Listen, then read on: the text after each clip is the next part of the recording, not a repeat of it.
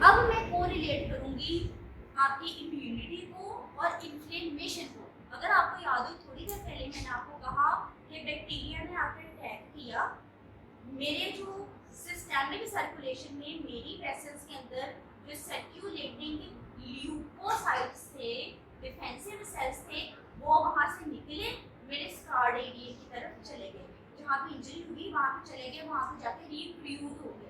भाई अब हुआ क्या, ये यहाँ पे यानी कि मेरी इन्फ्लेमेशन ने अपने प्रोसेस के अंदर इम्यूनिटी को इन्वॉल्व कर दिया।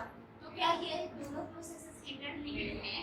अच्छा जी, यही बात मेरी हर्षमोहन की बुक में लिख दी गई, these are interlinked protective mechanism. मेरे पास इम्यूनिटी भी प्रोटेक्टिव मैकेनिज्म है, इन्फ्लेमेशन भी प्रोटेक्टिव मैकेनिज्म है। मेरे पास इन्फ्लेमेशन प्रोटेक्टिव मैकेनिज्म है, जबकि मेरे पास infection was an ill effect. ठीक है, यही हम लोगों ने डिस्कस किया था।